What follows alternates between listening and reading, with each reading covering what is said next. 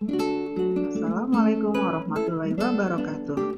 Halo, bagaimana kabar anak-anak? Semoga semuanya dalam keadaan sehat dan tetap semangat. Baiklah, kali ini kita akan mempelajari keberagaman masyarakat Indonesia dalam bingkai Bhinneka Tunggal Ika. Apakah masih ingat apa sih yang dimaksud dengan keberagaman itu? Iya, keberagaman adalah suatu kondisi dalam masyarakat yang terdapat banyak perbedaan dalam berbagai bidang. Perbedaannya meliputi apa saja? Bisa suku, ras, agama, keyakinan, politik, sosial budaya, dan ekonomi. Oleh karena itu, bangsa Indonesia disebut sebagai bangsa yang majemuk, bangsa yang pluralistik, bangsa yang heterogen, bangsa yang bhinneka. Sehingga dengan kondisi seperti itu, kita kembangkan rasa syukur. Dengan kondisi bangsa Indonesia yang beragam, maka kita harus memahami betapa pentingnya persatuan bagi bangsa Indonesia. Karena itu, kali ini kita akan lebih memperdalam makna persatuan dalam keberagaman. Selanjutnya, sebelum kita membahas mengenai makna persatuan dan kesatuan, coba kalian amati gambar berikut. Setelah kalian amati, buatlah satu pernyataan yang bisa mewakili pemikiran kalian berkaitan dengan judul materi yang kita bahas. Ibu kasih contoh ya, seperti bersatu dalam melawan COVID. Itu adalah satu pernyataannya. Kalian bisa membuat pernyataan selanjutnya dengan mendiskusikan dengan kelompok kalian. Oke?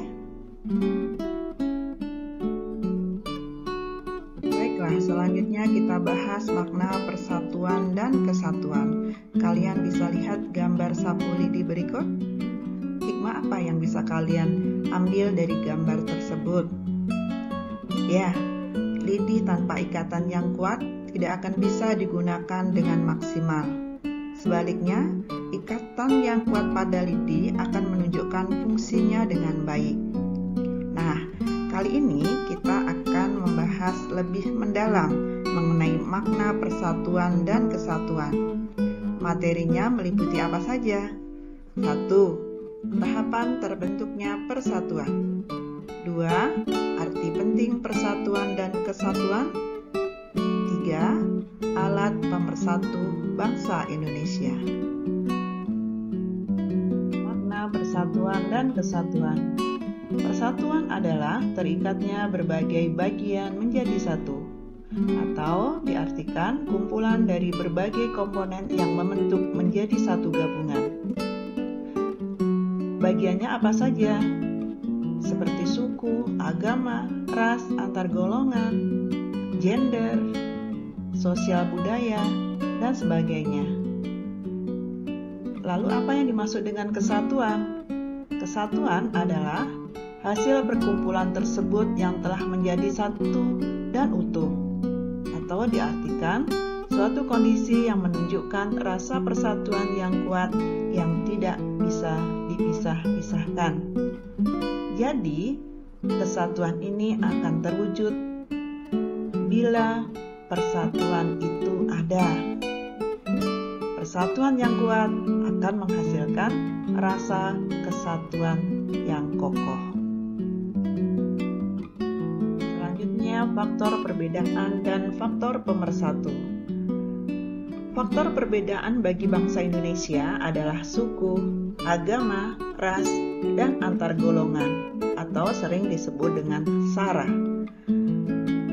Faktor pemersatu meliputi 1. Dasar negara Indonesia yaitu Pancasila. 2. Undang-Undang Dasar Negara Republik Indonesia tahun 1945. 3. Semboyan Bhinneka Tunggal Ika. 4. Bentuk Negara Kesatuan Republik Indonesia. 5. Lambang identitas meliputi bendera merah putih, lambang negara, lagu kebangsaan, bahasa nasional. Nah, itu merupakan faktor yang bisa mempersatukan bangsa Indonesia. Jadi, walaupun ada perbedaan, tetapi bangsa Indonesia tetap dipersatukan dengan alat-alat tersebut.